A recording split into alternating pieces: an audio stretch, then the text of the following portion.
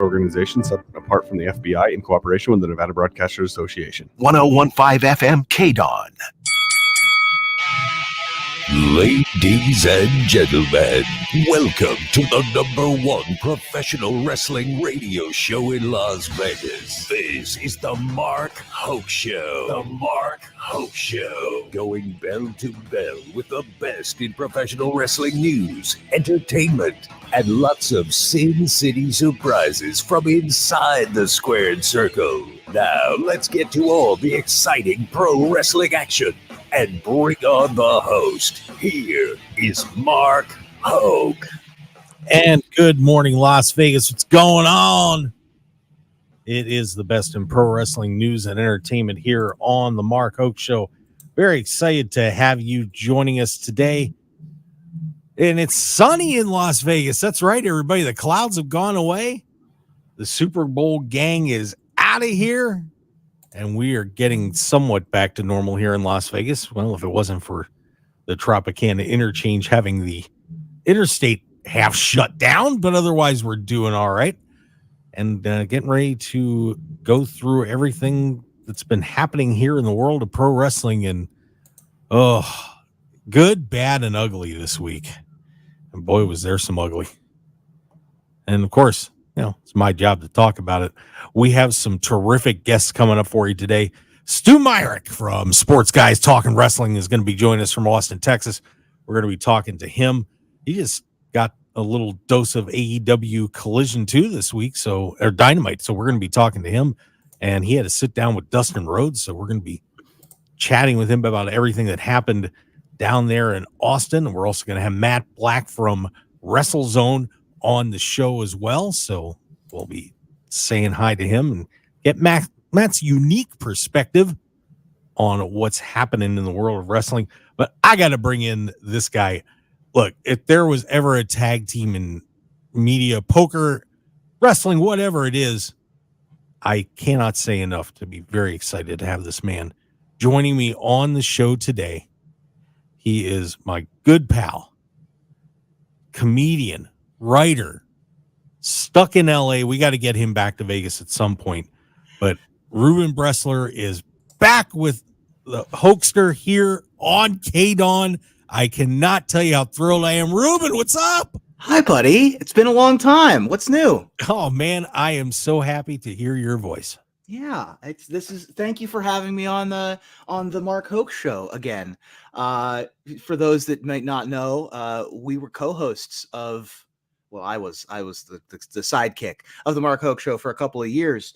Back in 2017 or so. And I matriculated my way out to Los Angeles to do, Los Angeles things, but you never forget your first. And my first co-hosting gig on a radio show was right here. So I'm excited to be back. Yep, there we go. And now I got this up on the screen there too, so that helps. I'm producing everything in here too, having a great time. But yeah, so we are very excited to have Reuben sitting in, and hopefully we'll be seeing a lot more of Reuben. Of course, Reuben getting up a little early there in Las Vegas, so he's hiding from us, but it's all right. Yeah, I mean, this was a bit of a last minute arrangement, so yeah. I'm not exactly ready for prime time. But it's all good. My voice is always ready for prime time. It is. And I've got a face for radio anyway. Oh, come on. Stop it. You're all right. But I try. Yeah, but this has been just a wild week in the world of pro wrestling again as we take another step forward to WrestleMania. We're getting ready for AEW Revolution. So much going on. And of course, getting lost in the shuffle is WWE Elimination Chamber. We're all going to be getting up early in the morning for that one as that's taking place in Perth, Australia next Saturday. So getting ready for that like 2 a.m.-ish bell for that one. Ouch. But should be a lot of fun there too. But Reuben, so what are you seeing, man? I know you keep an eye on things. What's getting you excited about this? The Rock's back? I have an approximate knowledge of many things, and I pay some attention to lots of stuff. And I do pay a pretty good amount of attention to professional wrestling. And when you say that the Elimination Chamber is getting buried in terms of its lead, I don't know about that. I mean, a lot of the news I'm hearing is about how stacked the men's Elimination Chamber is. And not only that, but a notable person who isn't in that Elimination Chamber that was a bit of a surprise. Another Australia hero, Bronson Reed, not going to be in that Elimination Chamber, which I think was a surprise to a lot of folks. So I think that that's going to be a really good event. I always like Elimination Chambers just as a conceit, as a concept. You know, I like the kind of when they find something that works. You know, it's you know, we've had Royal Rumbles now for 40 years or whatever, and Elimination Chamber is another one of those events that I really like. I appreciate the quick thinking that WWE did when they realized what they were doing, or what the response was when The Rock came back. You know, whether it was fully on purpose or whether there was a little bit of improv happening. It seems like they've righted that ship fully in the direction of the Cody movement, and getting a lot of hype in that direction. So I'm really excited for this WrestleMania too. And I am a Cody crybaby personally, so I'm really excited to see how that all pans out. You know what's going to be interesting. We're going to be talking about this, especially with Matt in the second hour. And I know that you do comedy and you've done a lot of writing for scripts and TV shows and so on. And what we're going to get into a lot about is how careful you've got to be with all this. Yeah. And they made and I'm going to point out a big misstep that they made in that Rock promo on Friday night that didn't make any sense whatsoever. And they had and AEW had a big misstep in Dynamite with Darby Allin as well on Wednesday. When you're writing this stuff, and I've never been in a pro wrestling writing room. You've done so much more of that kind of stuff than I could ever dream of doing. But when you're writing a story, you have to be very careful with continuity. You got to be very careful with what you say and what you do, because one thing throws you out of that reality, right? If you slip up, you take somebody out of the story, and it can be a real distraction. And then you've got to do something extra special to pull it back, and it can just throw everything off, right? For sure. I mean, but that's part of the magic, right? Like, I think that it took a while for people to embrace the fact that this is an art form and that this is an improv show, as much as it is a sporting event. I think that we're all on the same page now. Long have the days of the kayfabe, or knowing of the existence of the kayfabe existing, gone in the past. We all can appreciate good writing. We can all appreciate good storytelling. And so you just need to stay a little bit as consistent as you can.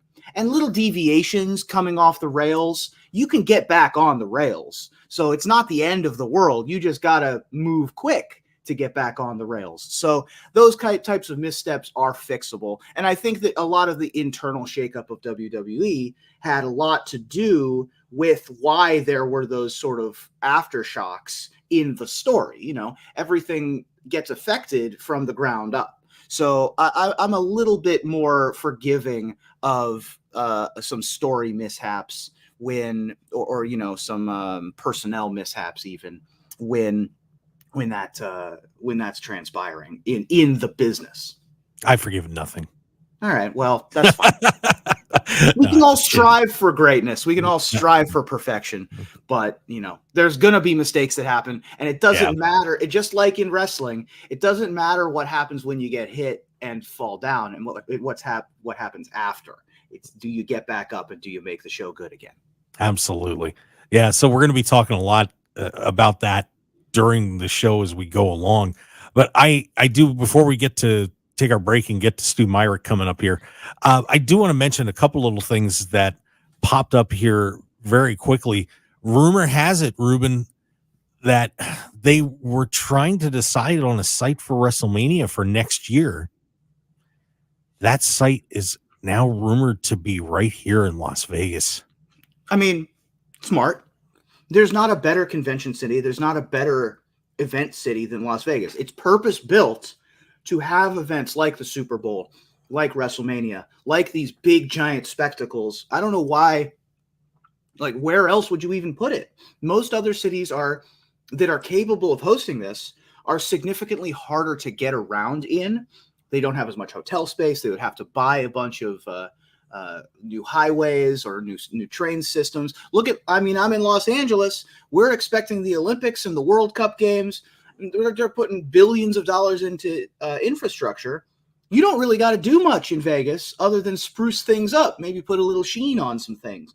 It's plenty big enough to host for a city twice its size. So I love that. I think that Vegas is the perfect city to put a big event like WrestleMania. Yeah, I'm hearing another rumor too, and I'm going to be sending WWE a question about it. So that's your tease for next week's show. Got it. Yeah, there's something up. Now, I will say, next year we've got the Super Bowl in New Orleans. I would love to see a big wrestling show in New Orleans because New Orleans is another big party city. So that would be fun. Yeah, it's been there before. It'd be fun to to be back. But I'll take a year of WrestleMania here. Absolutely. And the other thing that I want to point out was there was a little bit of interesting controversy WWE was kind of stirring up about how they got more people over at T-Mobile for their little shindig with that WrestleMania kickoff press conference than they did over at the Dollar Loan Center for AEW Collision last Saturday night. And I want to point something out.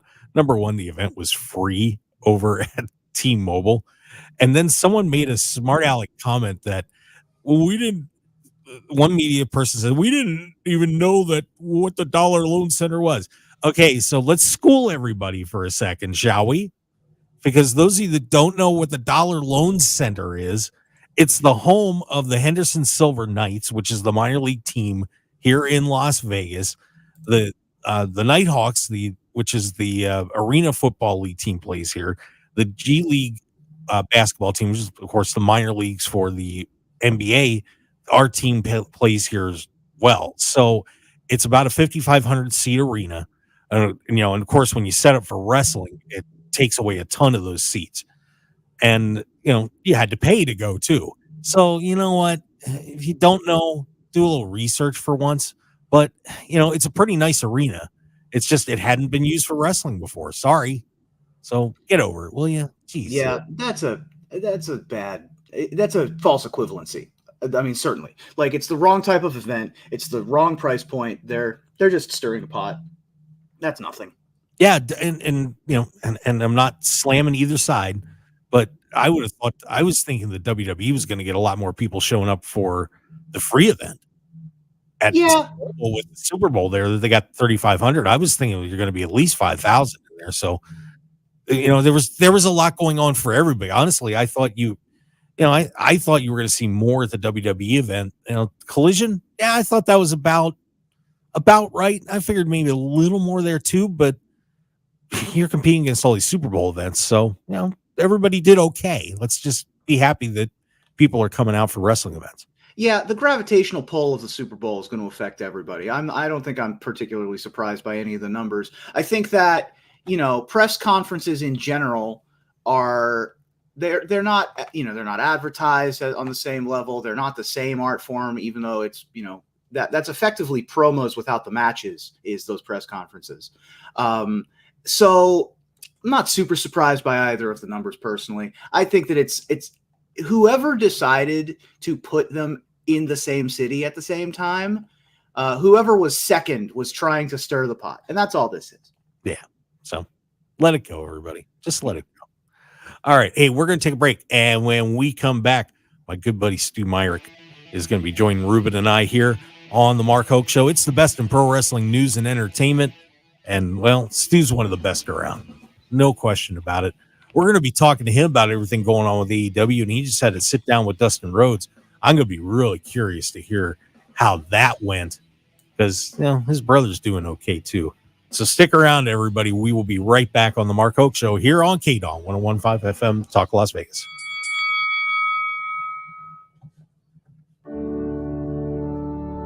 Listen to the Texas Corners Bible Church every Saturday night at 11 p.m. and Sunday night at 10 p.m. on 101.5 FM KDAWN.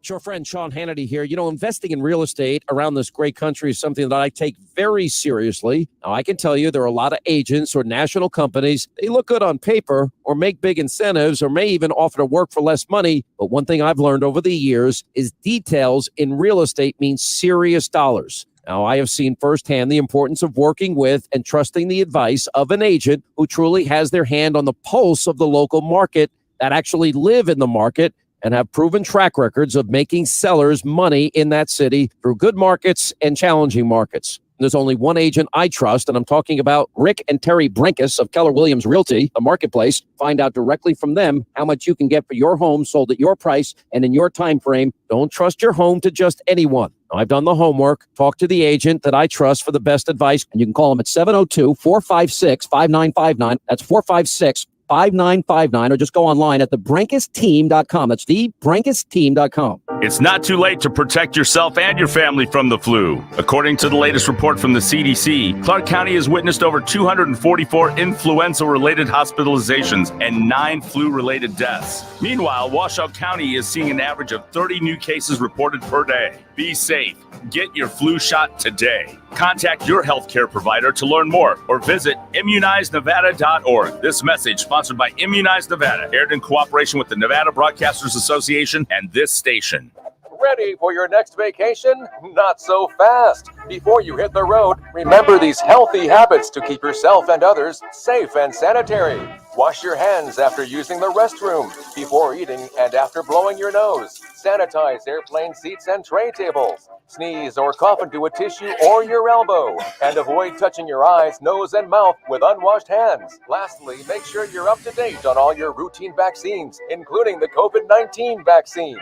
It's also important to get tested when necessary, such as if you develop COVID-19 symptoms before, during, or after travel. If you will be traveling to visit someone who is at a higher risk of getting very sick from COVID-19, or if you're in a situation with a greater risk of exposure during travel. Pack these tips on your next adventure. And remember, travel safely, Nevadans. This message is sponsored by a CDC grant through the Nevada Department of Health and Human Services, aired in cooperation with the Nevada Broadcasters Association and this station. If your retirement plan is on set it and forget it, it's time to take control. Tune in for Financial Safari with America's Wealth Coach and best-selling author, Coach Pete D'Arruda. Financial Safari with Coach Pete, Saturdays at noon and Sundays at 2 p.m. 101.5 FM KDAWN. 101.5 FM KDAWN. This is the Mark Hoke Show. The Mark Hoke Show. Here again, your host, Mark Hoke. And we return to the Mark Hoke Show here on KDAWN 101.5 FM, the Talk of Las Vegas. The best in pro wrestling news and entertainment, best rated live show here on the station. That means we're doing something right. You know, I guess. That's what they say anyway. And of course, we have Reuben Bresler sitting in with me, my old tag team partner. Man, it's like putting the Midnight Express back together. That's right. We're go together like peanut butter and jelly. Yeah. Like sardines and mustard. Perfect. That sounds delicious at 8 in the morning. Well, you know, college kids have to do that stuff sometimes. That's true. Yeah. It's all good. Well, this guy, you know, he's just down there in Austin eating barbecue. It's all good. Stu Myrick, of course, from Sports Guys Talking Wrestling down there in Austin, Texas, one of the best in the business, and I'm very happy to get him on the show. Stu, what's going on, my friend? Man, it's another day in paradise. What's up, fellas? Man, I got to get down there to Austin and hang out with you. I'll buy you some barbecue. You know, I could throw a rock in it, like 10 great barbecue places. I'm there. It's done. Yeah. Flying down, man. I took, in fact, months ago, I took Simon Miller from What Culture. You know, he wrestles. He's an independent wrestler. He was wrestling for Mission Pro Wrestling in San Antonio, Thunder Rosa's promotion. But he had to fly into Austin. And so when he was about to leave, I took him to Black's Barbecue. They have a location actually right next to the University of Texas campus. And so I introduced him to some Texas barbecue. Well, he's British. He needs to actually get some good food. Oh, he enjoyed it. I bet he did. Yeah, I bet he did. They have very little flavor over there. So it's fantastic. By the way, y'all, I was listening your last segment talking about Super Bowl and everything. I will tell you, having covered multiple Super Bowls and being in the Super Bowl city for that week, Saturday is party day. yeah, Like, for instance, I would usually have 3 to 4 parties that I go to on Super Bowl Saturday. Lee Steinberg, the super agent, he has his party on Saturdays. The Taste of the NFL, which is a fantastic event raising funds for hunger. That's a great one. And there's usually a couple more that I find my way into, and it's so yeah. I will say wrestling usually takes a back seat to enjoying the parties. look, and it wasn't like there weren't a lot of people in there. I mean, there were a few empty seats, yeah, but there was still, we still had like 2,300 people in there, and with the way they had things set up, you've got a good third of the arena blocked off, plus Right. where the hard cams were, so there were plenty of people in there. Yeah, So I mean it's similar. I would say the arena that AEW uses here, the HEB Center at Cedar Park, northwest suburb of Austin. That one may be slightly bigger. It was built originally for the Texas Stars, the AHL affiliate for the Dallas Stars, the NHL. But still, it's about the same, and it's the same thing. And the G League team for the San Antonio Spurs plays there, the Austin Spurs. So yeah, it's about the same thing. setup. Yeah, that's essentially the same thing. That's our G League team and our AHL team play there. Yeah. So yeah, same business. So yeah, I mean, it was interesting that WWE was kind of putting some stuff out about that, and I was like, oh man, I just let that go. I just let that go. It's 6 1 half dozen the other. Like you said, Yeah. 3,500. I would have thought they got a little bit more. I was talking to my buddy Joe Roderick, who does some radio up in St. Louis, and he was there. He and I usually tag team at the Super Bowl, and he was there. He was at the event, and it was less of a press conference and more of just a, hey, we're about to have WrestleMania event. Yeah. So it did what it was supposed to do, though. It got everybody excited. So there you go. Yeah, it was fun. It was fun. I was watching, it was funny that, and I want to talk more EW with you, but the funniest part of that whole thing was watching Seth Rollins, because he was just sitting there like a little elf on the shelf the whole time. And he was off camera a lot, but if you go, I took a video of it, and I kept my video on him while Rock was talking, and he was just sitting there being so obnoxious. It was the best. It was the best. I mean, I swear to God, it was like your little brother was sitting there when you were in trouble, and mom and dad were lecturing you, but he's just sitting there like, and just doing that crazy little stuff, just being a jerk. It was fantastic. Look, I love Seth Rollins. I've been lucky enough to talk to him a few times, and it's a shame that the title he holds is what most people consider the second title. It's still the Roman's title is still the top one. It's a shame that his is considered the one underneath, but Seth Rollins, he, as Jim Ross would like to say, he maximizes his minutes. So. Yes, he does. Yes, he does. Well, I wanted to talk to you first about some minutes that happened at Dynamite, and you got to see this thing. That Darby Allin promo, dude. I don't know. I didn't get to see it that night. I was working, so I didn't get a chance to check it out until later. And I kept hearing this, wow, this thing was a disaster. And for those that didn't hear what happened, the Young Bucks were about ready to beat the hell out of Tony Schiavone, and Darby Allin came in. Of course, he and Sting had just taken that big beating from the Bucks with the blood-laden white suits, and they beaten up Sting's kids too. Of course, sons are full grown, and Darby comes in and starts yelling about Brandon Cutler and ends up talking about Cody and gets a Cody Rhodes chant going, which I can't imagine was ideal for the guys in the back hearing about Cody Rhodes. and just it went off the rails. And it wasn't like it was delivered badly, but it just fell flat. And I'm curious to hear your thoughts about what happened in that promo. It did fall flat, and I think you're right. It directed people in the wrong direction. Look, we know Sting and Darby are going to defend the tag titles against the Bucks at Revolution. That match really doesn't need much promotion, especially since this is Sting's final match after a 40-plus year career. I always talk about, I remember vividly the first time I saw Sting, one half of the Blade Runners when they came into Mid-South Wrestling. Mm-hmm. In fact, I saw them live at a house show in Longview, Texas, which is up in the northeast part of Texas. Saw in 85, I think. And I think they were wrestling DiBiase and Dr. Death at the time. I think DiBiase and Dr. Death were the tag champions in Mid-South at the time. So, to see, for this to be Sting's last match, it really doesn't need much promotion. And, you hear the ticket sales for Revolution.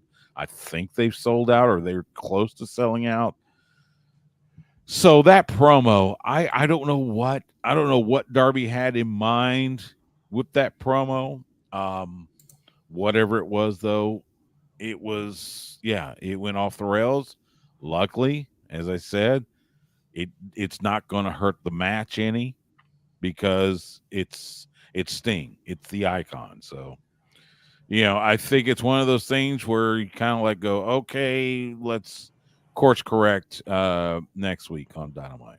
Yeah, and and Reuben, you can kind of speak to this because if and Stu, you can meet Reuben here. That Reuben, you do a lot of writing and and improvisation too, and it goes back to the big argument in pro wrestling. Do you completely script these things out, or do you do bullet points and just get out there and speak from the heart? And this is one of those where Darby does a great promo, but this one maybe should have been planned out a lot better. Yeah, it definitely. Oh, by the way, hi Stu. It's nice to meet you. Nice to meet you. It's definitely confusing, right? Like, what is the point when you go into a promo? You want to have a clarity of purpose as to what you want the audience's reaction to be and what you want the response to be after you leave. I don't think either of those existed in this promo. He went out there. He did. I mean, Darby Allin's good at making the crowd do a reaction. Like, he's good at promo. He's not the world's greatest, but he's good enough to get a microphone by himself. So he goes out there in a suit covered in blood, never brings it up. He right, like, doesn't talk about any of the events that happened, and basically cuts a promo for, I guess, his friend Cody. Like, I don't really get what the point of this was. It doesn't seem counterproductive. It just seems like there wasn't a plan in mind. And when you go on stage in an improv setting or in any sort of setting where you're trying to convince the audience of a character, you want to have a purpose behind what you're saying. And it seemed like this was purposeless from the outside perspective. Now, maybe this might have been, I'm going to go a little conspiracy theory. There's so much love for Cody across the entire industry that maybe the whole point was to run a promo to direct energy towards Cody, right? Like, maybe there's so much goodwill in that locker room because of the time he spent there that's the point. That seems wild. That seems like not a great thing to do professionally. But if you're that close of a friend of somebody or that person's a mentor of yours, maybe that's the point. I really don't get it. Yeah, I didn't either. And it was, like I said, it's a match that doesn't need much, but I still don't want to see a fully scripted, but maybe encourage the guys to pay more attention to the bullet points and stick to the bullet points. And I don't, like I said, it was just a odd, I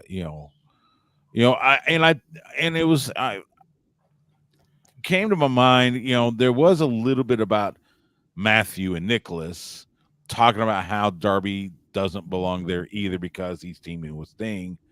Maybe Darby was trying to validate his presence in AEW. I don't know, but yeah, here, it's just let it go and let's course correct next week.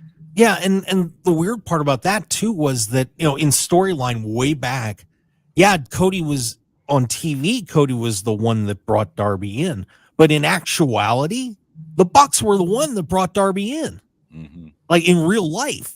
Yeah. So that one didn't make sense either. And like I said, it was a calamity that we'll just pretend it didn't happen, and maybe we'll get Sting out there to have his boys beat up the Jacksons next week just for fun. Yeah, I would assume that the future is, the reaction to this isn't good.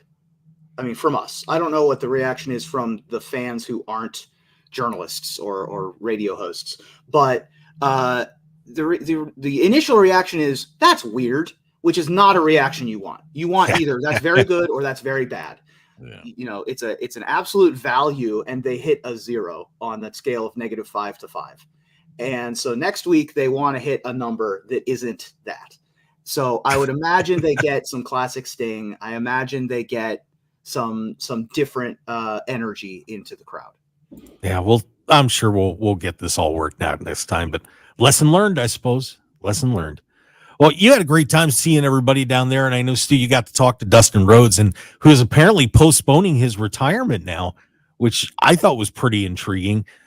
What's happening with Dustin, and how is he feeling, and what's his excitement level for his brother right now, too? Obviously, he's got to be a proud big brother with Cody getting this big chance again. Yeah, Dustin and I have been friends for quite a long time, and I'm the lead commentator for his student showcases for the Rhodes Wrestling Academy. So, I get to work with Dustin quite a bit. So, AEW was kind enough to bring Dustin over here when he was doing the media for AEW Dynamite coming to the area. But Dustin and I have talked off and on forever. The retirement thing is, I think he feels like he's still got a little bit left. Now, look, he's had both knees worked on. He's had, multiple body parts worked on. There was talk that he was going to, sign off after a bit, but he has signed an extension with AEW. He wants to stick around. We saw it. It was taped for Rampage.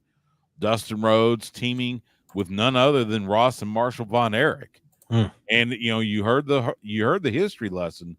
It was the first time a Rhodes and a Von Erich had teamed together in 40 plus years. Wow. The last time, ironically, Dustin's dad, Ross and Marshall's dad, Dusty Rhodes and Kevin Von Erich, teamed back. I think they said 78. Oh my God. Wild. And it was great because Ross and Marshall live in Bernie, which is right outside San Antonio. It's about 2 hours from here in Austin. So it's an easy drive. Of course, Dustin lives in a suburb of Austin. So he's right there. In fact, the school's like 5 minutes from that arena. So it was really cool to see them. And I was lucky enough, huge thanks to AEW to let me come backstage and say hi to a lot of folks and to, see Ross and Marshall. And Ross and Marshall are good friends, and we've seen each other so many times. So it was great to see them back there. So that was a lot of fun. Dustin is very proud of Cody. He wants Cody to finish his story, so to speak. He wants Cody to win that title. It's one of those, it's a point of pride. Bigger brother, big brother is proud of little brother. And, it would not shock me if he makes his way to Philadelphia and is somewhere in the back or whatever to watch Cody try to finish his story. So it was a good night on Wednesday. Got to connect with a lot of folks I've worked with in the past Both, wrestling independently here in Austin and, elsewhere. So it was a good night.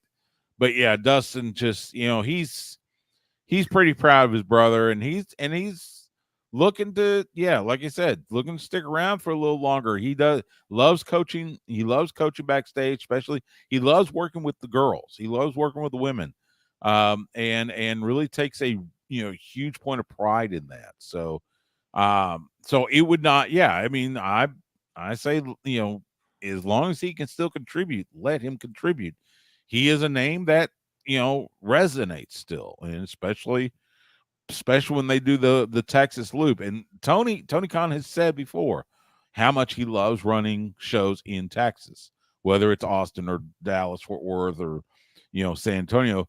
He loves this area, he loves this state. So, and we've got an abundance of independent talent too. You saw, in fact, pull the curtain back a little bit. So the trio that Dustin and Ross and Marshall faced, one of them is Dustin's assistant coach at the Rhodes Wrestling Academy, and another one is a graduate of the Rhodes Wrestling Academy.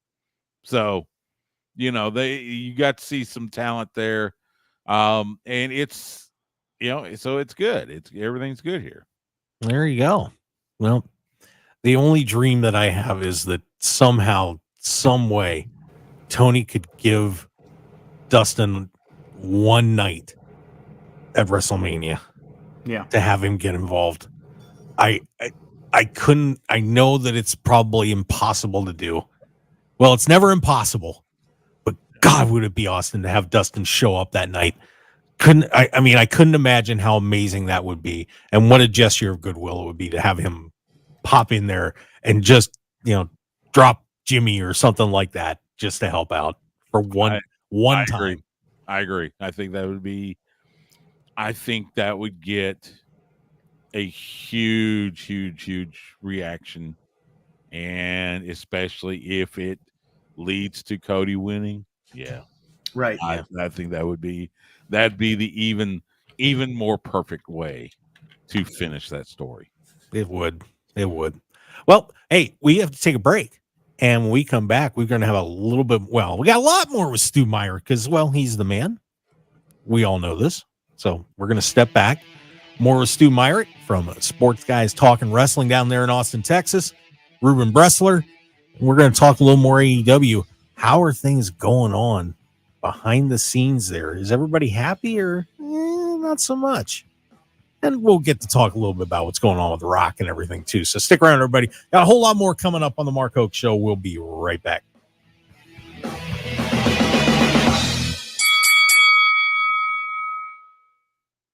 If you're looking for an award-winning dining experience at outstanding prices, look no further than Unique Eats. Whether it's their incredible breakfast platters, amazing pastas and sandwiches, or world-renowned pizzas, celebrity chef Dominic Tedesco will have you covered. Check out their coffee and smoothie bar, vegetarian options, catering, and top-flight service. Visit Unique Eats today at 3100 South Durango, Suite 100. Call 702-992-3038 or go to uniqueeatslv.com, and we'll see you all at Unique Eats. Hi, it's David Masters. Join me and my brother Alan for Advice Line, 10 to midnight, Monday through Friday, right here on 101.5 FM. That's Advice Line, America's radio counseling program. If you've got problems, we've got your answers. Monday through Friday, 10 to midnight. If you need to sell your house, talk to Aaron Taylor. You want to sell it fast and get the most cash, talk to Aaron Taylor, the real estate guy. Hey, Nevada, it's Aaron Taylor and Jacob Taylor, your real estate guys. You deserve the best, and we deliver every time. That's right, Dad. No interest cash advances for sellers for anything needed. We've got you covered. Also, we buy distressed properties in 5 days or less. Ever wondered who's really representing you when you look at new builds? Not those sales reps employed by the builders. You need the real estate guys to watch your back. And with interest rates dropping, inventory shrinking, and values increasing, sellers, now is the time to get you top dollar for your home. So trust the experts, and let's make your real estate dreams a reality. We're not just agents. We are your winning team for all of your real estate needs. So call the real estate guys today, 702-310-6683. That's 702-310-MOVE. eXp Realty, license number 38886. Call for details. Talk to Aaron Taylor, the real estate guy. Want more of the gaming perks you love? Play at Jerry's Nugget. Want more delicious dining? Play at Jerry's Nugget. Want more value every time you visit? Play at Jerry's Nugget. With the latest in trending slots and video poker, easy bets on live tables, and more bingo payouts, you're gonna love Jerry's Nugget Casino. Earn higher levels of free play, cashback, and comps for all your play. Great gaming, good food, and better value. You're gonna love Jerry's Nugget Casino. Jerry's Nugget Casino. You're kind of blessed. If you live in Clark County, you are at risk of developing non-smoking lung cancer. Radon is a naturally occurring radioactive gas that gets into homes and increases one's risk of lung cancer, and it exists here in Clark County. Radon is colorless and odorless, so the only way you know if your radon level is elevated in your home or office is by testing. To get your free test kit, visit our website with a new interactive map to find a pickup location nearest you at www.extension.unr.edu/radon. 21,000 people die of lung cancer each year, and Nevadans are at a higher risk. If an elevated level of radon is found, there are ways to reduce it and lower the risk of getting lung cancer. Get your free test kit today. Visit our website with a new interactive map to find a pickup location nearest you at www.extension.unr.edu/radon. Sponsored by the University of Nevada, Reno Extension's Radon Education Program, and aired in cooperation with the Nevada Broadcasters Association and this station.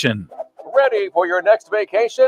Not so fast. Before you hit the road, remember these healthy habits to keep yourself and others safe and sanitary. Wash your hands after using the restroom, before eating and after blowing your nose. Sanitize airplane seats and tray tables. Sneeze or cough into a tissue or your elbow. And avoid touching your eyes, nose, and mouth with unwashed hands. Lastly, make sure you're up to date on all your routine vaccines, including the COVID-19 vaccine.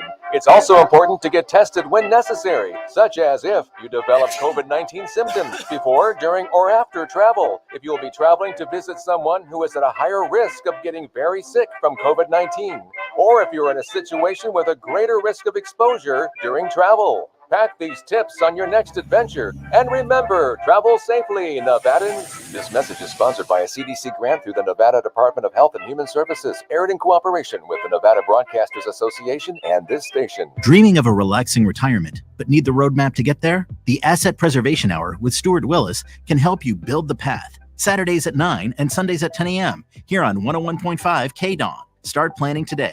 Visit apsitaxes.com. 101.5 FM KDAWN. You're listening to the #1 professional wrestling radio show in Vegas, The Mark Hoke Show. The Mark Hoke Show. Now, here again is Mark Hoke. Hey, let's talk some more pro wrestling here on The Mark Hoke Show on KDAWN 101.5 FM, the talk of Las Vegas. Also streaming live on that Odyssey app. If you haven't downloaded that amazing app, do it now. You can hear terrific shows from KDAWN and all over the planet on that app. It's special. So get it on your phone or your computer right now. AUDACY. Just do it. And of course, we're streaming live on YouTube and Facebook as well. So if you want to get in that chat box and say hi to us, ask anybody a question, feel free. We'd love to hear from you and interact with the show. We've got Reuben Bresler and Stew Myrick from Sports Guys Talking Wrestling on the show. Stu, one more slightly negative question, and I'm just curious to see, I know you were talking to a lot of the guys, but there was a report out that there's some unhappiness in AEW, that guys aren't getting TV time, rosters too big, some of the stuff we've been hearing for a while, and they're kind of getting mad at Tony. You hearing anything like that, or does everybody seem okay? What's the deal? I haven't heard, I saw that same report. I have not heard anything. I didn't notice anything the brief time I was backstage. It was, everybody seemed to be okay. So I don't know. I mean, I love pro wrestling journalism. I love, the news sites and everything. There are times when reports like that might get a little overblown. I guess that's the way to put it. I'm not sure if it's, or, it could have been, one certain person, I don't know. I can't speak to it. I just know that everything seemed fine. So I don't know what to make of it. Yeah, who knows? It's I mean, we all keep hearing the roster's too big and everything else, but they're heard that forever. Yeah, it's always been. It's been around for as long as AEW's been around. Yeah. So what are you gonna do? But oh well. And of course, AEW Revolution's coming up, and it was funny. There was an interesting situation that happened there with Samoa Joe and Hangman Adam Page and Swerve Strickland, and it was funny. I was listening to Brian Alvarez, and they were talking. It seemed like there was a triple turn on those guys on that show. Do you think we had a triple turn? I don't know. It seems. I don't know. I think it's simply a matter of. And look, I love all three of those guys. I think they're fantastic in ring. I've worked a little bit with Swerve way back in the day when he was coming here for Wrestle Circus. I think it's simply a matter of Swerve right now. I think is the hot hand. He's the one that's getting the bigger reaction. And I don't know if that's a reflection of babyface turn, heel turn, whatever. I think it's just simply a matter of the crowd is more into Swerve than the other two right now. So we'll see. I will be in Greensboro to watch that, as well as to see Sting for his final match. I am interested in seeing how the crowd reacts to however that match goes and see what the outcome is. Yeah, I think it's very interesting, but they're all doing great work, so what are you going to do? I mean, and Joe has just been absolutely on fire, and people are really digging him as champ. And I don't know if they're going to take the belt off him at this point. He's the betting favorite to win. So I don't know. I think I think you can hold off on Swerve a little bit and just stay with him. I'm okay with it. Yeah, I am too. I don't know if it's so funny. This has not been talked about much. You've heard a lot about Triple Crown champions, and you talked about, of course, the old All Japan, and then Eddie Kingston has 3 belts. Well, Samoa Joe, as far as I know, and I've tried to look this up as much as possible, he is at least one of a very, very, very select group that has won a world title in 3 American promotions. He was, of course, TNA world champion. He was a Ring of Honor world champion, and now he's AEW world champion. That means he's doing something good. Right.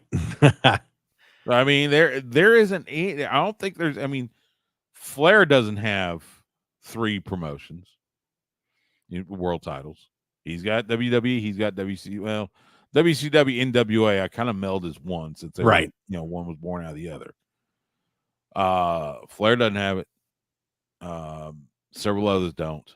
I mean, so Samoa Joe has. He has made a fine career for himself. And of course now, defending the AEW world title coming up at Revolution. Yep, absolutely.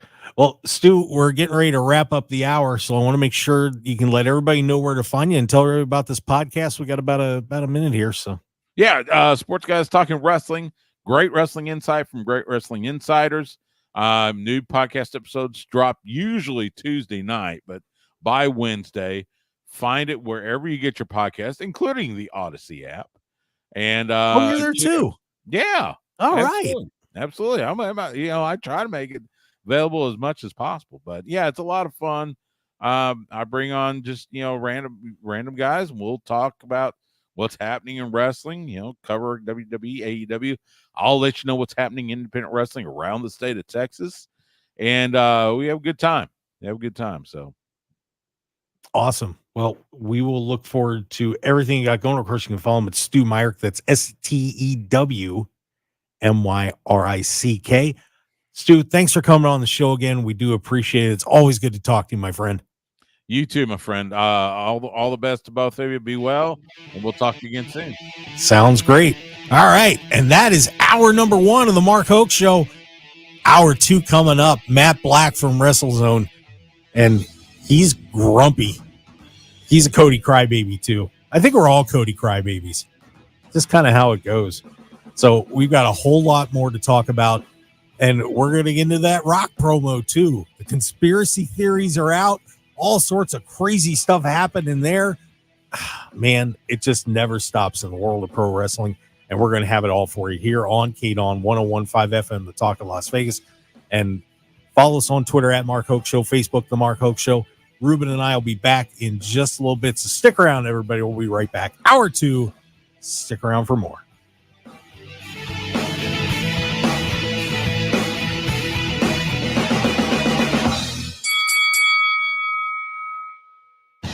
Want more of The Mark Hoke Show? Follow us on Twitter at Mark Hoke Show, like us on Facebook at The Mark Hoke Show, and visit markhokeshow.com to keep up with everything happening with the show. And remember to check out all of our archive shows on YouTube at The Mark Hoke Show, and download our podcasts at markhokeshow.podbean.com and all your favorite podcast outlets. So join The Mark Hoke Show family today, and thanks for listening. Listen to the Texas Corners Bible Church every Saturday night at 11 p.m. and Sunday night at 10 p.m. on 101.5 FM KDAWN.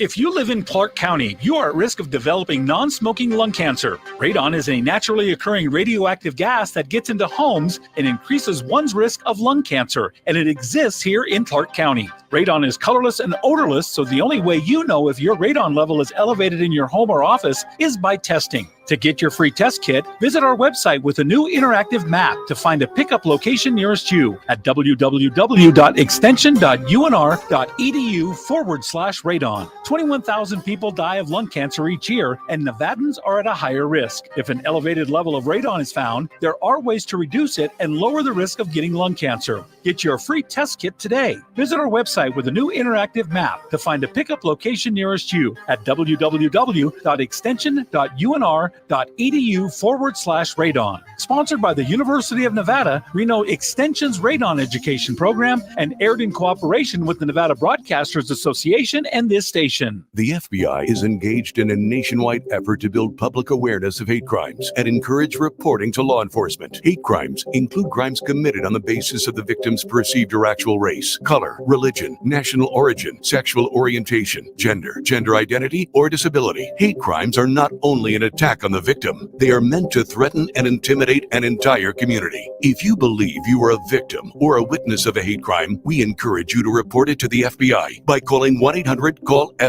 or submit a tip at tips.fbi.gov. You may remain anonymous. Again, report suspected hate crimes by calling 1-800-CALL-FBI or submit a tip at tips.fbi.gov. The FBI works to protect all victims of crimes, regardless of their country of national origin or immigration status. The FBI encourages victims and witnesses of any hate-related incident to report it to law enforcement. This message sponsored by the FBI Las Vegas Division, aired in cooperation with the Nevada Broadcasters Association and this station. From the team that brought you Amy Poehler's Say More with Dr. Sheila comes the comedy podcast, The Chris Chapman Do-Over, starring Ike Barinholtz as controversial shock jock Chris Chapman, who returns to the airwaves after being canceled. This is your boy, Chris Chapman. My old show was a victim of a little thing called cancel culture, and I vowed to take a long break and really reflect. But I'm here to announce I'm back. Better than ever. The improvised Chris Chapman Do-Over is an Odyssey and Paper Kite production starring Ike Barinholtz as Chris Chapman. Listen on the free Odyssey app or wherever you get your podcasts. The insurance companies say a lot when you have an injury claim. They say you don't qualify.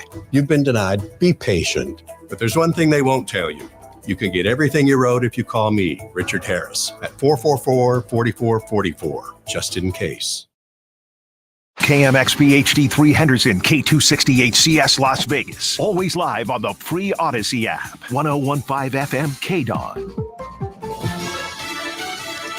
3 police officers from Brunsville, Minnesota, south of Minneapolis, are shot. I'm Ann Carrick, Fox News. 2 of the officers are dead. The source says police were called to a residence on a domestic incident this morning when shots were fired. A news conference is expected later today. President Biden is blaming Russian President Vladimir Putin for the death of Russian opposition leader Alexei Navalny. Navalny died Friday in a Russian penal colony at age 47. Fox's Madeline Rivera. President Biden is spending the weekend in Rehoboth Beach, Delaware, but he did speak with Ukrainian President Volodymyr Zelensky on Saturday. The president telling a pool of reporters Congress must pass funding for Ukraine, saying that the United States' own security depends on it. The issue the White House feels is even more pressing now after the death of Russian opposition leader Alexei Navalny.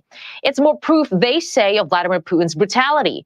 The president, in his comments, though, appeared to confuse Ukraine with NATO. So the idea that we're going to walk away from Ukraine, the idea that we're going to let NATO begin to split, is totally against the interests of the United States of America. So it's about time we make sure that Congress come home pass the legislation funding NATO. Vice President Kamala Harris speaking Saturday in Germany at the Munich Security Conference, reassuring U.S. allies they can depend on the U.S. in Ukraine's fight against Russia. An American woman is missing in Spain after officials say a helmeted man disabled her security cameras. She traveled from Florida to Spain in December. Officials say a man on a motorcycle or in a motorcycle helmet spray painted over the security cameras at her complex. 2 weeks ago, two friends say they received text messages from her phone saying she'd run off for a few days with a new man she just met. She's not been seen since that incident. America is listening to Fox News.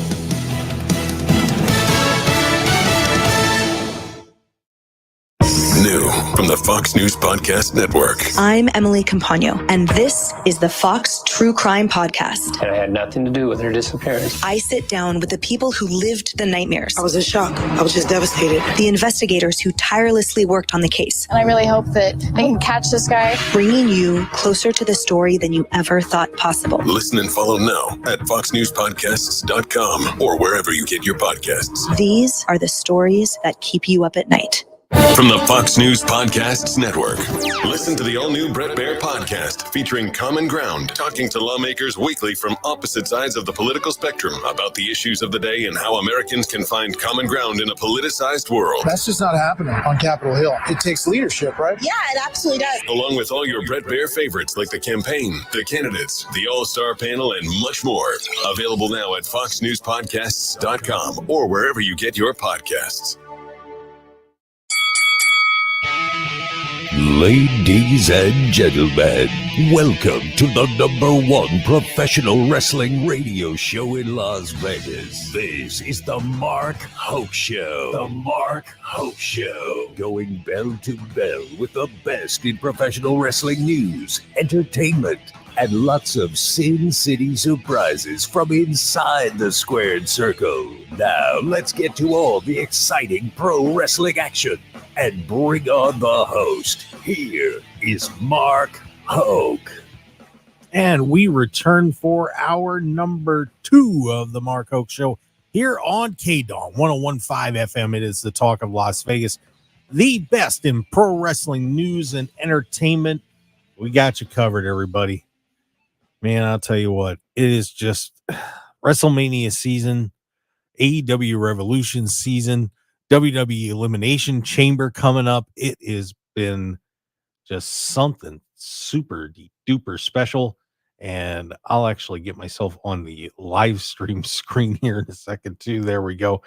Reuben Bresler joining us as well, but he will be on as soon as whatever alarm is going off in his background it's over with. Yeah, I don't know what's happening. I think we got Reuben back now. Reuben, we got you. Hey, what's going on? Yeah, it's it's still happening, but I can talk over it when it's whatever, man.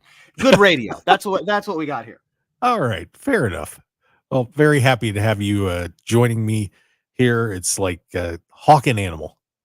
Yeah, it's nice to be back. I missed you, buddy. It's, we've got a good rapport. It doesn't really matter what the subject material is. We were able to banter about it.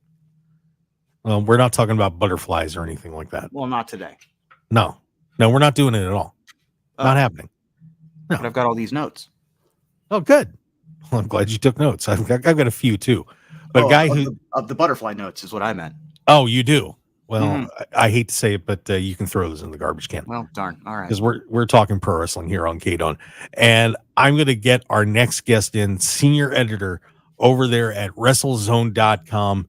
Amazing work, amazing dude, and very much a Cody crybaby. And that's all right. It's okay. He is something special and one of the great backdrops in pro wrestling too. Matt Black is on the show. Welcome, Matt. How are you? What's up, Mark? If being a Cody crybaby means Cody gets his main event at WrestleMania, then so be it. Yeah, man. That's right. That's what we all are here. It's a badge of honor. I remember when that whole thing happened, I found a picture of Cody leaning on that statue of his dad and went off on the Rock. That's how much of a Cody crybaby I was. So, it is what it is. I'm proud of it. I wear that badge right there, It had to baby. be done. It had did. to be done. It did. Well, so we managed to get back to it, and but we had another promo issue. Now, we talked about what happened with Darby on AEW with Stu Myrick in the last hour. Now, I'm going to pick a bone with this promo that The Rock did on Friday. And Matt, I don't know if you just meeting Reuben here, but Reuben's done comedy and a lot of TV writing and stuff like that. So The Rock comes out and he starts talking about the Utah Jazz and how the Utah Jazz lost. And they didn't cry about it. They came back and worked their way back to the championship. Well, what did Cody do? He didn't do anything. And he gets his rematch. And I'm sitting there scratching my head when I'm watching this promo. And I'm like, what are you talking about? I actually, and kids, I did my research. I hopped on the Internet Wrestling Database. And if you haven't been on that thing, it's literally got almost every match that everybody's ever had. It's got, and you can actually search by venue and everything else. So I was like, well, let's see what Cody did just for fun. Do you know Cody lost 2 singles matches since WrestleMania? The triple threat match. One of them was the Brock. One was to Brock at the Night of Champions, which he avenged in that best of 3 series they did. The other was the triple threat match when they had the World Championship tournament. That, of course, Seth won, and he didn't get pinned. And he lost 2 tag matches with Jay when they had won the titles and lost them. That's it, kids. He's won like 65 or 70 matches for the year. And, of course, he won the Royal Rumble, which gives him the right to wrestle for the championship. Exactly. And I'm just sitting there saying to myself, how did that promo make any sense whatsoever? Zero. And then I'm also kind of, scratching my head with this whole thing that everybody's coming with conspiracy theories that The Rock was pointing at Roman when he was saying that, you're going to lose at WrestleMania, and he had the L up when he was at the end of it. Baby. Bullet Club Gold for The Rock. Yeah. He's ready to join. He's jumping ship. Yeah. So the whole thing, and this is what I was talking about earlier in terms of continuity and being careful what you write. And then I saw the story that apparently Brian Gerwitz and Triple H and a whole bunch of people were actually in on writing that promo. This wasn't just The Rock going out and doing this. That everybody was in on this thing too. And I'm saying, yeah, and that made it even worse. I'm just like, nobody caught that.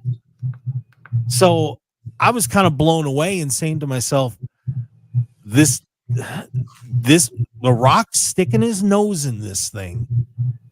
When he joined the board and all of a sudden, he's got to wrestle a match, and instead of just sticking with the plan, you kind of threw a curveball in there. Well, now the curveball got past the catcher, and we're chasing the ball back to the backstop and trying to throw the runner out at second. And it's kind of, okay, what do we do now? And I'm sorry to go off about that part of it, but it's kind of made this path very thin.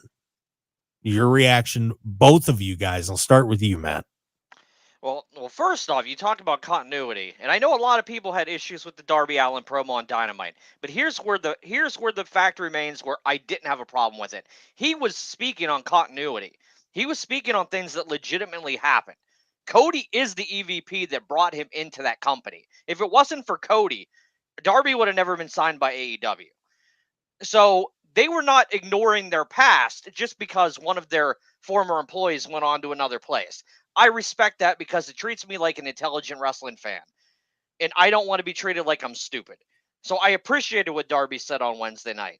The Rock came out, and I thought he went into business for himself, honestly, because his promo didn't make any sense.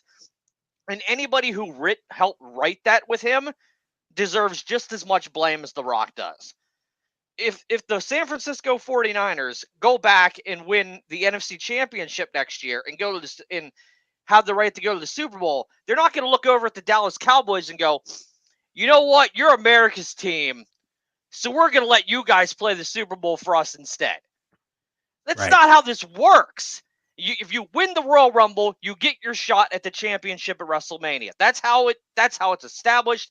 That's how it's been for the last almost 3 decades now, and that's the way it needs to work. The Rock's reasoning for this to all take place and why Cody doesn't deserve to be in the spot that he's in doesn't make any sense.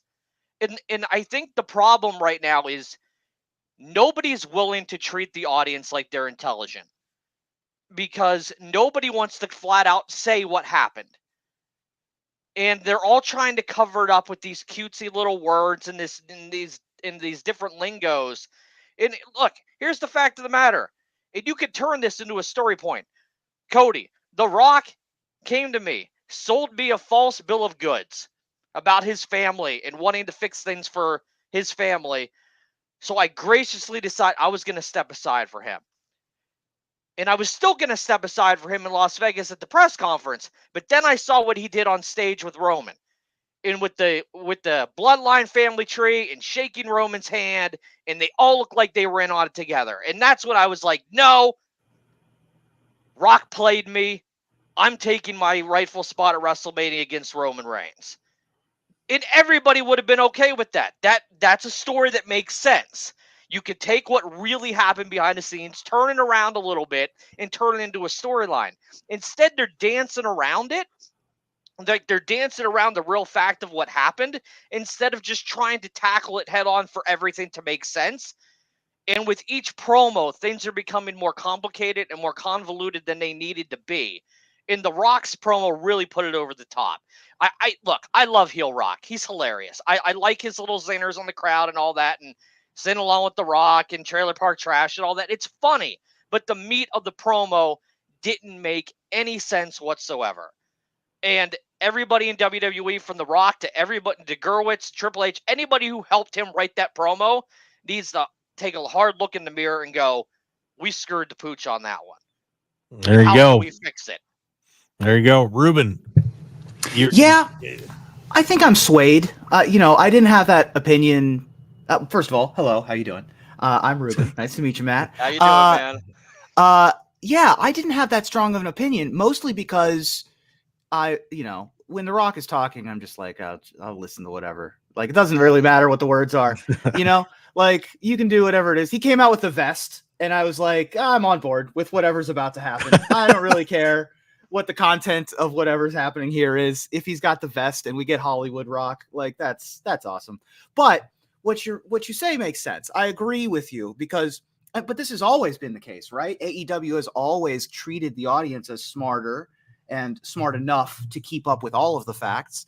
And WWE is still trying this sort of 90s-ish mentality where information doesn't travel like it does, and people can't be as educated as they are on the details of professional wrestling.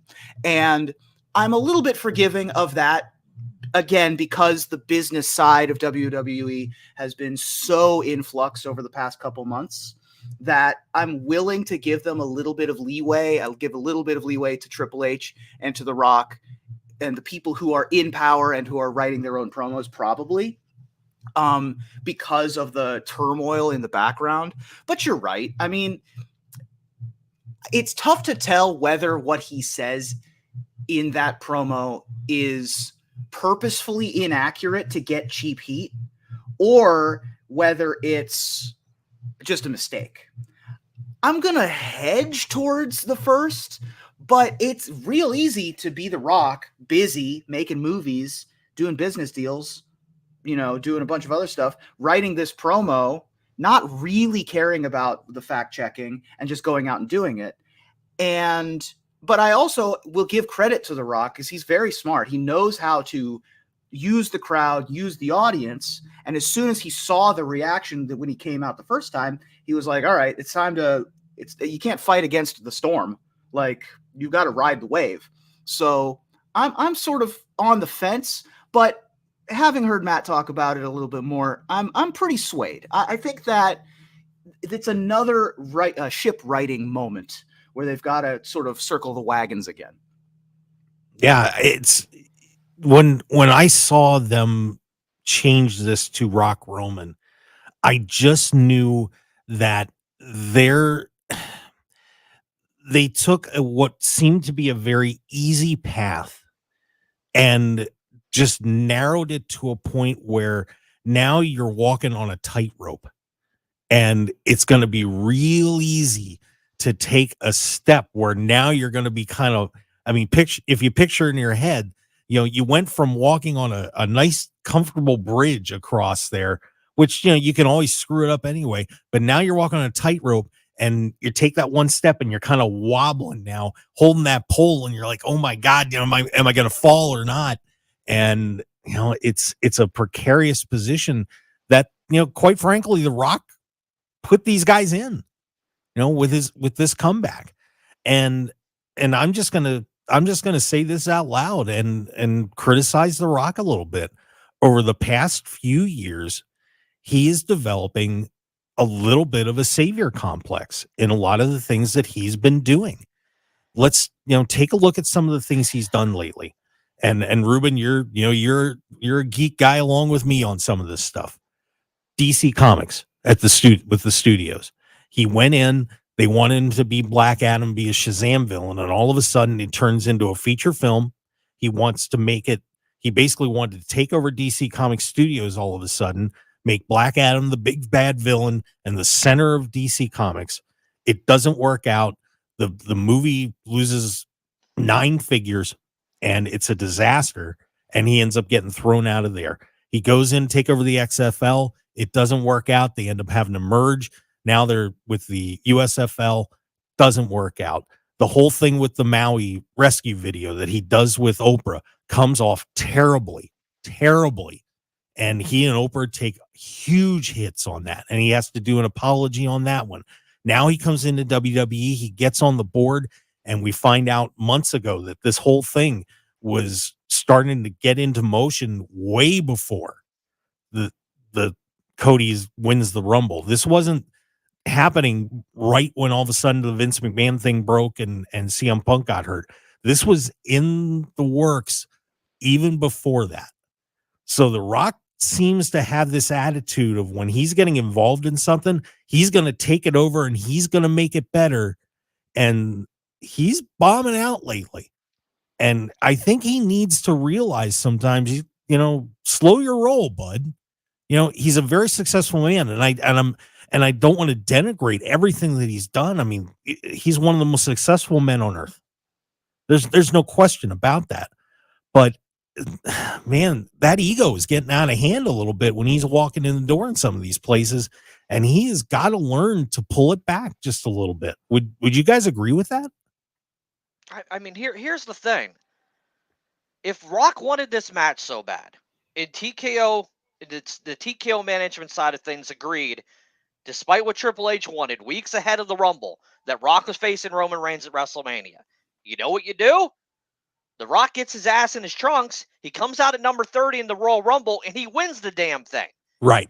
Because at that point, Rock won the Rumble. Rock can pick whoever he wants. Rock picks Roman Reigns. Sorry, Cody. There's nothing we can do because you lost the Royal Rumble. I guarantee you some people would have still been upset, but all the I's would have been dotted and the T's would have been crossed, and it at least would have made logical sense. And they went in a completely illogical way instead, and that's why everybody has a problem with it. And they still haven't, I give them credit because of the Vince McMahon regime. I don't think they would have pivoted. No. I think Vince would have dug his heels in and said, nope, we're doing Rock and Roman. You're going to love it because I love it, and that's the bottom line, and we're moving on. But Triple H and Rock and everybody at TKO WWE, to their credit, read the room and said, we need to fix this. And they did, but they need to fix it creatively to finalize the foundation for this all to make sense. And I know this is eventually leading to what seems to be Cody and Rollins against Rock and Roman main event night 1 of WrestleMania 40. I'm assuming, based on the Grayson Waller effect, hosting Rollins and Cody at Elimination Chamber and Heyman speaking with Waller on SmackDown, that match is going to be set up at Elimination Chamber on Saturday. I would not be surprised if we see Rock and Roman appear at the Chamber on Saturday to confront Rollins and Cody and set up this match. But they still need to make sense as to why Cody stepped aside to begin with and why The Rock is now acting the way that he is. Because until they line that up in a nice little row, there's still going to be people like me out there that are just begging WWE to make it make sense. Yeah. And since Triple H has taken charge, they've done a much better job of making storylines cohesive, making sense, not insulting their audience. And I feel like this storyline is a blatant example of something they need to fix on the road to WrestleMania. Yeah, and real quick before you say something, Reuben, I mean that's part of what's so important in pro wrestling, and that's where like AEW is somewhat struggling right now, is that the stories just aren't coming together very well, and it's hurting them. And WWE was struggling with that for such a long time, and they managed to pull it together recently over the last year and a half. So that's what's making it special. It's not guys and girls doing stuff in ring. It's the story that goes along with it. Reuben, go ahead. Your thoughts. Yeah, no problem. So, I mean, there's a bunch. God, there's so much to talk about when it comes to this, but it seems to me, and I might be mistaken here, but it seems to me the whole point of Roman's reign, no pun intended, as his current reign, is to put his name into record books as the longest reign in the modern era. It seems to me that's the point. Like, the overall story is 20 years from now, we get to look back and say Roman Reigns is the name in the record book instead of Bruno Sammartino and Bob Backlund and Hulk Hogan, right? Because those are the names at the top of the longest reigns leaderboards. So they want him at the top as long as possible. And in doing so, they've screwed the pooch on Sami Zayn. They've screwed the pooch on Cody once already, right? Like, they've sort of wasted a bunch of other opportunities to uplift new stars in the advantage of keeping Roman on top. Hell, Solo Sikoa hasn't done anything in a year and a half because of this storyline. We talk about the bloodline all the time, but it's really the Usos. I mean, the Usos have really benefited from it as well, but it's really Roman, the Usos tangentially, and that's kind of it. A lot of the other storylines are getting pushed down or diverted. Even Seth is suffering because of how much oxygen the bloodline storyline is taking up in the room. So do you cut that off in 50 days from now, and you don't have the number on the streak yet, but you get the Cody Mania that you want? At what point is the tipping point where we do get the Bryan Danielson effect, where he wins the championship, or is it another coming up short moment for someone like Cody, where we just don't see the title change again? It continues to be kind of stagnant. Like, how many times are we going to see the same match with Roman? It's a cool story. The bloodline story and Roman's story is amazing, but they've managed to take a cancer survivor and make him a not liked person. It's mind-blowing to me. And I don't know where the breaking point is for that. And that's where I'm at with it. it's a fascinating drama. It's why I enjoy the writing, but you gotta stick the landing. And the landing is, when does Roman lose? Great point, Reuben. You're the man. I missed you so much. Thanks, buddy. All right. And with that, we're a little bit behind, so I got to get a break in here, guys. When we come back, we're going to keep this rolling with Matt Black and Reuben Bresler here on the Mark Hoke Show. Oh, man. This is why we love pro wrestling. It's just awesome, isn't it, everybody? Oh, it's so much fun.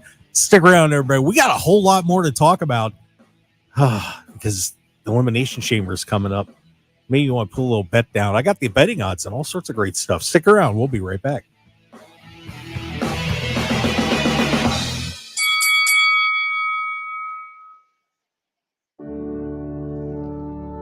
Listen to the Texas Corners Bible Church every Saturday night at 11 p.m. and Sunday night at 10 p.m. on 101.5 FM KDAWN.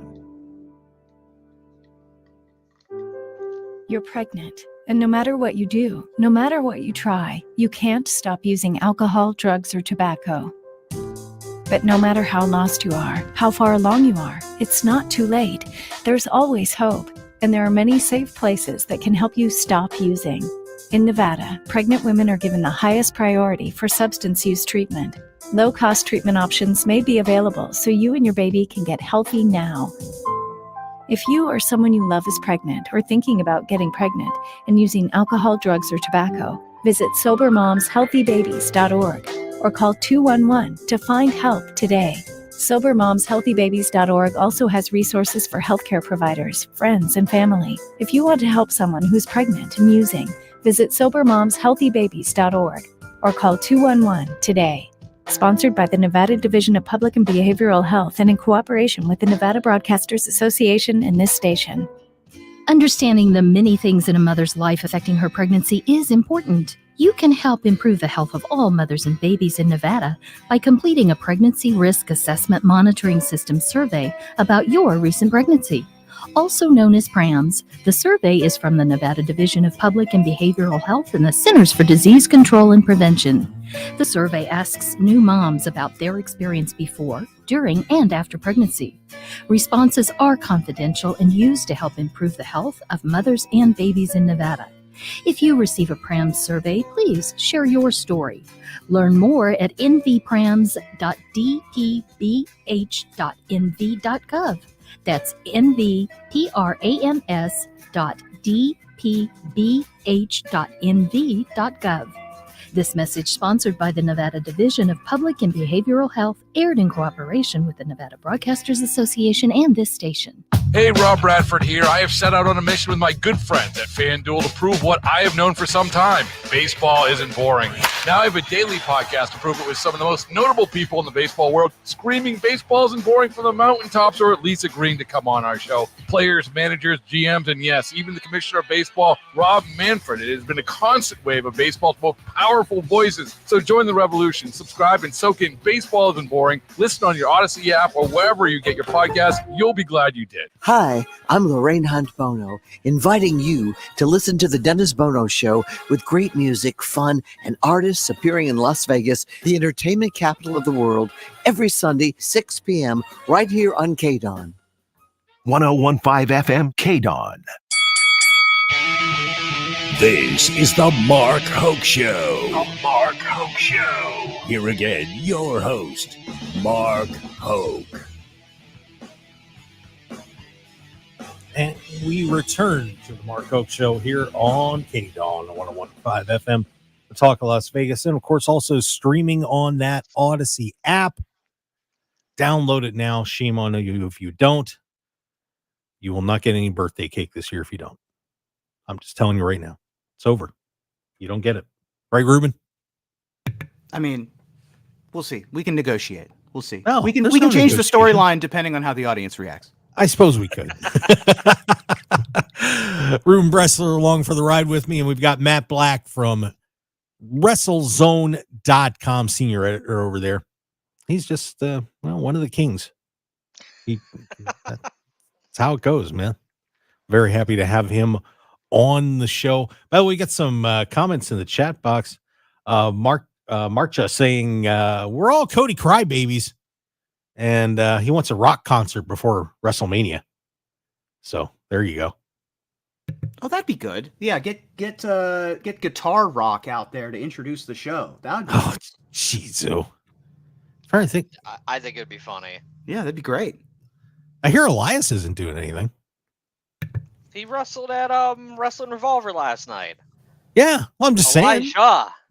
I was going to say, Elias's brother is also available. I think Hammerstone could do a concert too. He rocks out. Get them both out there. Why not? Be fun. Yeah. What else we got in here? Boogs, didn't he play guitar? Yeah. Yeah, we could get a whole band up there. What's the deal? Why is WWE releasing all the guys that play a mean guitar? They got to bring Heath Slater in, do 3MB again? Oh, that'd be kind of fun, actually. But we're coming up with some crazy stuff. Oh, let's see. Gamer Bear says the great guy, the amazing dude, he's back. I'm assuming they're talking about Matt Black. So I appreciate that. Yeah, there you go. Gary Johnson in the chat box also said, to me, it's a no-brainer. Put wrestling on TV Saturday morning like they used to. More viewers, more interest. Interesting. More fans, more money, et cetera, et cetera, et cetera. I do miss Saturday morning wrestling. Saturday morning wrestling is cute. I like that. That's how I grew up watching it. I became a fan from watching, Wrestling Challenge and WWF Superstars on Saturday mornings. Like, I think that's a great way to hook a younger audience early and keep them invested as they continue to grow up. I don't understand why there isn't a Saturday morning wrestling show from any of the top companies right now. I think it's a missed opportunity. Yeah, I miss it too, because that's where I got a lot. I mean, one of the stations that I grew up with had a nice run of WWF and NWA with their syndicated show. And I think World Class was on after that too. Yeah, they just did Saturday morning wrestling. It was awesome.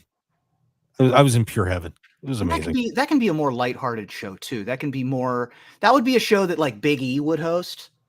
There you go. Like, when all the members of the New Day retire, just let them choose whatever they want to do and put it on Saturday morning for the kids. Like that'd be kind of fun. That'd be all right. I'd be okay with that panel they had at the WrestleMania press conference too. That was a nice little group. Absolutely. Yeah, that was a good team they put together. I was not convinced that was going to work. I am not the world's biggest CM Punk fan, but I really appreciated the mix of what they had in that four top. Yeah, anybody that wrecks the man bun and says let them fight, I'm down. That's all right. I give that a win. Well, we've got a pay-per-view coming up here. Premium live event. Sure. Coming up here on Saturday morning. I can't wait. Hey, there you go. Saturday morning. Oh, yeah. 2 a.m. though. Yeah, 5 a.m. for me. Right. That's a little early for the kids. I have so many questions about this. I'm so sorry to jump in. If you have a setup here, Mark. But I'll just tell everybody what's going on. WWE Elimination Chamber as we continue the road to WrestleMania coming up. And right now, 4 matches are on that card. And let me pull that up for you real quick. The Judgment Day, Finn Balor and Damian Priest will defend the WWE Tag Team Championships against the New Catch Republic, Pete Dunne and Tyler Bate. So that one's going off. We've got the Women's Elimination Chamber match. Winner is going to get Rhea Ripley. That's Becky Lynch, Bianca Belair, Liv Morgan, Tiffany Stratton, who won her way into that. Naomi, and then whoever wins this last chance battle royal on Monday.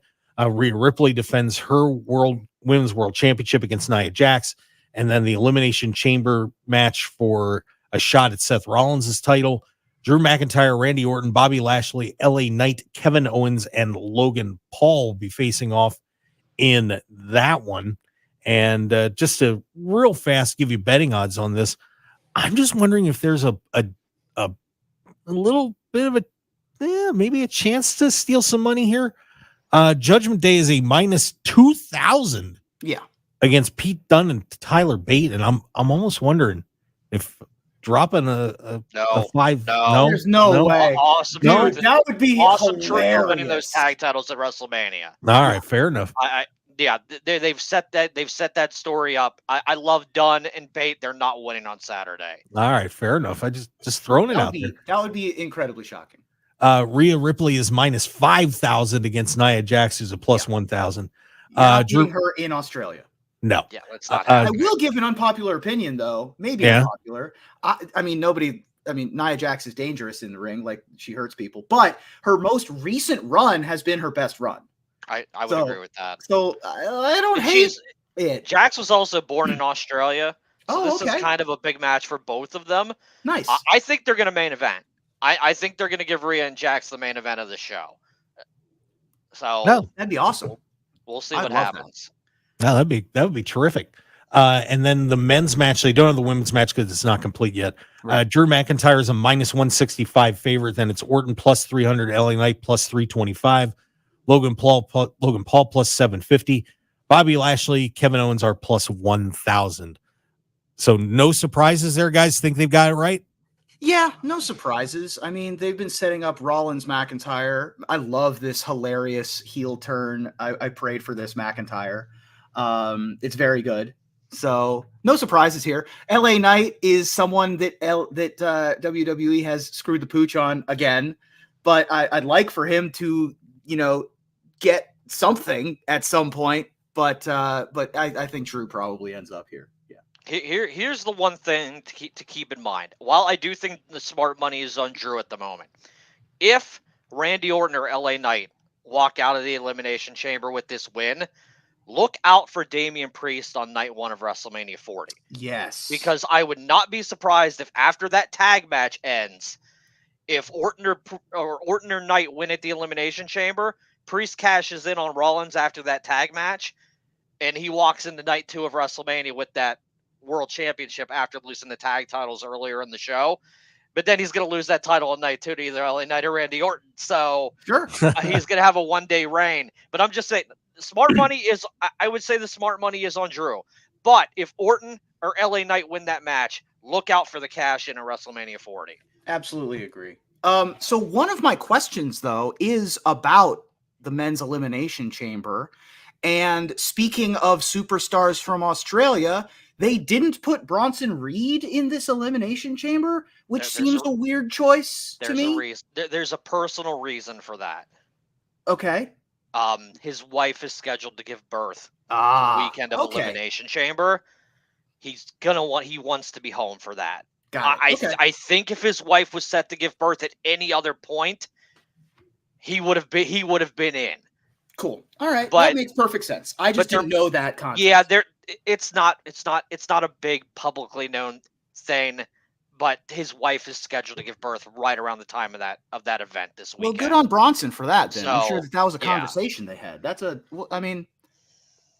upsetting. I would have liked to have seen, also this is he deserved a spot. Yeah. Usually they like to put one of the big boppers in the Elimination Chamber too. They put like a Samoa Joe or an Otis or like one of the big guys. And the closest we have to that, I guess, is Lashley. Yeah. But that's not what I'm looking. That's not what I'm talking. You know what I'm talking about. Yeah, no, I get what you mean. But because this is these are a lot of spectacular athletes, but it's kind of the same athlete 6 times. And I like it when there's a different body type matchup happening in these types of cage events. I think my favorite thing about the men's chamber this weekend is an average fan can look at this match and look at the world title picture and make a legitimate argument for all 6 of these men. Absolutely. I think you'd make a harder argument for Logan Paul since he already holds a championship. But all of these people are more than qualified to head to WrestleMania and challenge for a world championship. And I don't think WWE has been in that position star power wise in quite some time.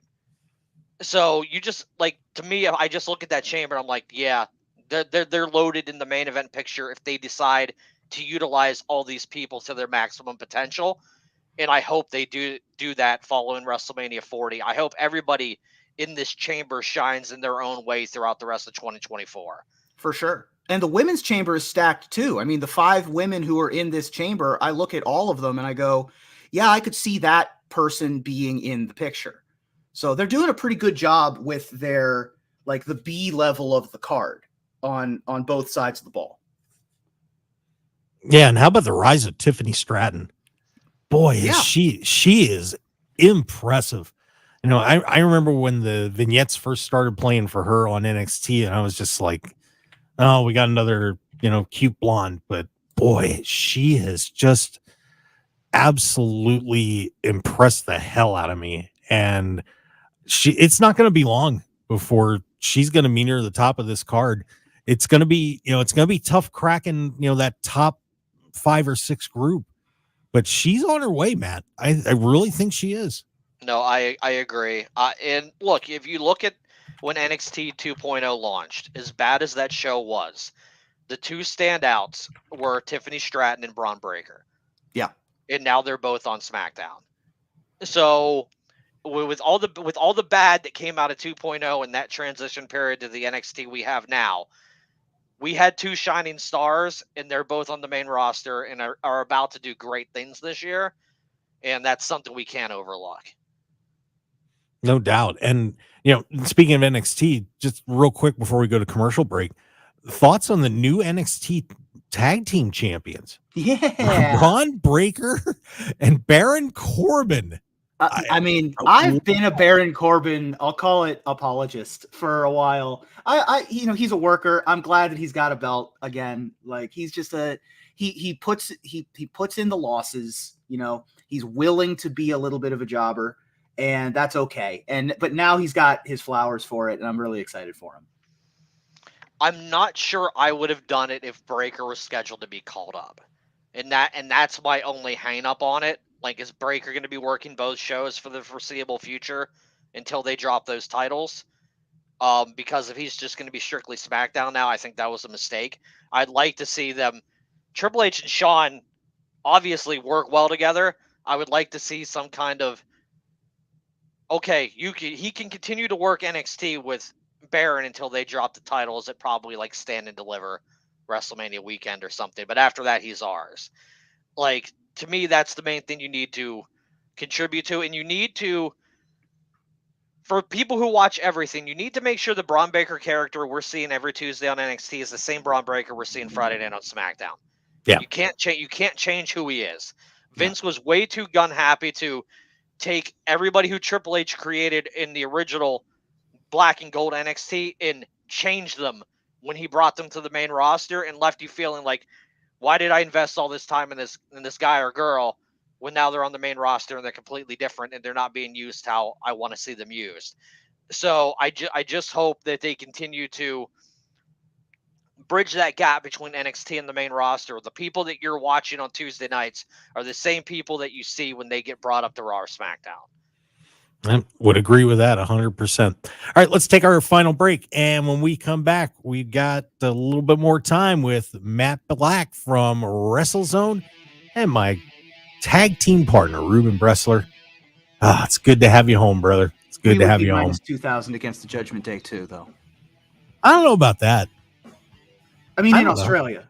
Oh, in Australia. Okay, that's fine. Yeah, you'd be all travel messed up. I can handle it, but I don't know. Stick around, everybody. We got a whole lot more on the Mark Hoke Show. We'll be right back.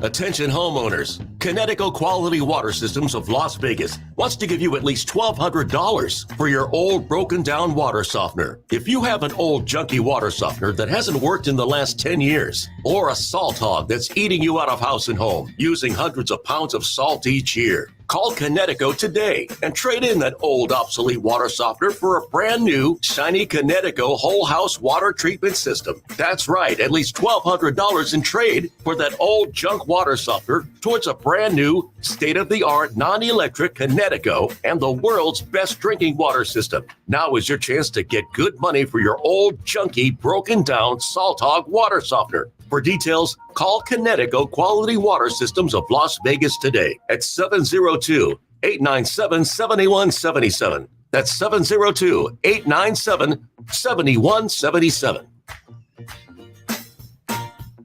In Nevada, anything that goes into the storm drain goes directly to our local waterways, which can pollute Nevada's lakes and rivers. Nevada is the driest state in the nation, and we must work together to preserve our limited water resources for future generations of Nevadans. Here's some waterway wisdom so you can help do your part. Scoop your dog's poop, bag it, and discard it. Clean up yard waste and grass clippings. Wash your car at a car wash or on grass or gravel. Apply pesticides and fertilizers sparingly in your yard. Safely dispose of household chemicals. Clean up leaks and spills. And don't litter. Secure trash in bins. Keep contaminants out of our storm drains. Use waterway wisdom. And remember, only rain should go into the storm drain. Join us in preserving Nevada's waters for future generations by visiting loveenvywaters.com and following us on social media. This message funded by a grant through the Nevada Department of Transportation, aired in cooperation with the Nevada Broadcasters Association and this station. Ready for your next vacation? Not so fast. Before you hit the road, remember these healthy habits to keep yourself and others safe and sanitary. Wash your hands after using the restroom, before eating and after blowing your nose. Sanitize airplane seats and tray tables. Sneeze or cough into a tissue or your elbow. And avoid touching your eyes, nose, and mouth with unwashed hands. Lastly, make sure you're up to date on all your routine vaccines, including the COVID-19 vaccine. It's also important to get tested when necessary, such as if you develop COVID-19 symptoms before, during, or after travel. If you will be traveling to visit someone who is at a higher risk of getting very sick from COVID-19, or if you're in a situation with a greater risk of exposure during travel. Pack these tips on your next adventure. And remember, travel safely, Nevadans. This message is sponsored by a CDC grant through the Nevada Department of Health and Human Services, aired in cooperation with the Nevada Broadcasters Association and this station. If you live in Clark County, you are at risk of developing non-smoking lung cancer. Radon is a naturally occurring radioactive gas that gets into homes and increases one's risk of lung cancer, and it exists here in Clark County. Radon is colorless and odorless, so the only way you know if your radon level is elevated in your home or office is by testing. To get your free test kit, visit our website with a new interactive map to find a pickup location nearest you at www.extension.unr.edu/radon. 21,000 people die of lung cancer each year, and Nevadans are at a higher risk. If an elevated level of radon is found, there are ways to reduce it and lower the risk of getting lung cancer. Get your free test kit today. Visit our website with a new interactive map to find a pickup location nearest you at www.extension.unr.edu/radon. Sponsored by the University of Nevada, Reno Extension's Radon Education Program, and aired in cooperation with the Nevada Broadcasters Association and this station. 101.5 FM KDAWN. You're listening to the #1 professional wrestling radio show in Vegas, The Mark Hoke Show. The Mark Hoke Show. Now, here again is Mark Hoke. Hey, let's do this one more time, shall we? I'd do it all day, but, they won't let me. They should, though. Well, that's another subject, but we won't get into that, shall we? Well, maybe WrestleZone should start paying me. That'd be cool. I'll come work for you guys. Yeah, that'll work. That's a way to get hired. I don't have that much pull there. Right. It's all good. But of course, we've got Matt Black from WrestleZone and Reuben Bresler joining me, having a terrific time here on the Mark Hoke Show, the best in pro wrestling news and entertainment. And of course, just covering all the great news in pro wrestling. We had already talked about the Darby Allin Sting promo a little while ago. But Matt, I want to ask you a very simple question. And I got to keep this, we got a few minutes, so I got to keep it short because I got one other thing I want to ask you about too. Gotcha. Should Darby and Sting win at AEW Revolution? Yes or no? It's Sting's call. At the end of the day, it's Sting's call. Sting wanted the Young Bucks match. Sting got the Young Bucks match. If Sting wants to win, let him win. If Sting wants to go out on his back, let him go out on his back. To me, if he's losing, I don't think he can main event the show, because I don't think you want to end the show on a down note, because I think that would kind of deflate a gigantic crowd that's there to see Sting. So if he's winning, I'd say close the show with it. If he's losing, I'd say do it earlier, like a couple matches before the main event, just so you can bring people back up at the end of the show. But to me, at the end of the day, it's his call, and I can't fault him either way for whatever he wants to do. If he decides to win and they do a tournament for the vacated tag team titles, I think that would be a great way to reestablish that tag division that's kind of been almost treated as a second, like an afterthought over the course of the last year. And I think that might actually help revitalize their entire tag team division if they wanted to do it that way. But I mean, you can't argue with the Bucks as these heel EVP characters holding these titles either, because I think that could make for some very entertaining television. Yeah, it could go either way. So I really do think it could go either way. Yeah, then we'll see what Tony Khan's going to cook up on that. So yeah, just should be it's going to be an intriguing night out there in Greensboro coming up. I did want to touch a little bit on what's going on with TNA before we get out of here, because obviously the removal of Scott D'Amore has just caused a massive storm in what seemed to be, paradise in TNA. Everybody was thrilled to death. We had a great time out here in Las Vegas. Everybody was happy with the direction it was going. The performers loved the guy to death. And, Scott was trying to do some things there. Anthem said no. And the guy that pretty much saved that company is out. And letters are being sent to them saying we want Scott back. The talent's not happy. And it's a mess. It's an absolute mess. What are you guys hearing over there at WrestleZone about this situation? No, nobody's happy. I haven't talked to anybody who's happy about this. When they first put the brand launch back from Impact to TNA, I was like, the one thing that this company can't do when it rebrands in 2024 is to allow the LOL TNA meme to return. And that's what they've done. They're LOL TNA again, because people this company can't get out of their own way. And Scott D'Amore was steering the ship in a very positive direction. The locker room was very happy, a united front. They loved working for that guy. You never hear a bad thing said about him coming out of their locker room. And now, just because he wanted a bigger budget for TNA, or he wanted to make the company better than it is right now, Anthem, it seems like Anthem saw him as some kind of threat and terminated him, which to me is just ridiculous, because if it comes out eventually that he did something horribly wrong and they released him, fine. But here's the thing. If Anthem wants to save face and Scott did something terribly wrong, it's best that you freaking get that information out there right now before any more damage is already done to your brand. And they have a weekend of shows in New Orleans this next weekend to film content for the next several weeks of their television. And I don't think Anthem's going to like the locker room that shows up next weekend, because a lot of them are not happy. And this is going to be the first time that they're all going to be together in one place since Scott was terminated from the company. It's going to be I think it's going to be a very interesting week for TNA heading into this weekend shows in New Orleans. I think you got to feel like more news is going to come out, especially with everybody together. We're going to hear more within the next week about this situation, and I don't think Anthem's going to like what comes out.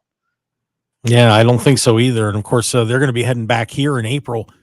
And if they don't get this straightened out, and they put together a hell of a card, if they come up short this time around, they're not going to do what they did to the Palms like they did this back here in January. So I don't know. Keep your fingers crossed, but we'll see. It's going to be interesting. Matt, give us everybody the rundown on what you have going on at WrestleZone and your podcast, and let everybody know where they can find you, bud. WrestleZone, I'm there almost every day, just, writing news, doing interviews, editing articles and whatnot. It's fun. I love my job. I can't complain. We run Lost in the Big Card every Monday night on WrestleZone's YouTube channel. It's just a podcast with my friend Jeremy Bennett, and we're going to have a lot of fun discussing that Rock promo tomorrow night before Monday Night Raw. I promise you that. So Yeah, it's going to be something. All right. And of course, you can find him on Twitter, Raw F Showtime. Give him a follow. And, obviously check out all the great content on WrestleZone.com. Thank you very much for coming on the show, buddy. I appreciate it. Always a pleasure talking to you. I appreciate the invite. Thank you, man. You got it. And Reuben, thank you for joining me on the show as well, my friend. It's great to have you back. Hey, man, I really appreciate you opening the door back up for an old friend who hasn't done this in a minute. Fun to talk. You bet. Well, that's going to do it for us here on the Mark Hoke Show on KDAWN. Hey, please do us a favor. Give us a like on X, Twitter, or follow. Like on Facebook if you can. Subscribe to us on YouTube. Those are really important to us. If you could take 1 second, just go to YouTube, the Mark Hoke Show, and click that subscribe button. We would certainly appreciate it. That helps us support the show. And gosh darn it, thanks for listening out there on KDAWN, and download that Odyssey app as well. We would certainly like that as well. Guys, we'll see you next week on the Mark Hoke Show. The road to WrestleMania, AEW Revolution. We've got the Elimination Chamber as well. We'll see you next week, everybody. Have a great day, Las Vegas. Catch you next time.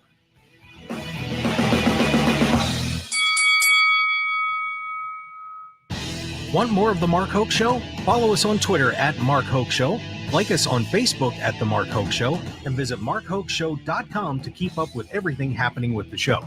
And remember to check out all of our archive shows on YouTube at The Mark Hoke Show, and download our podcasts at markhokeshow.podbean.com and all your favorite podcast outlets. So join The Mark Hoke Show family today, and thanks for listening.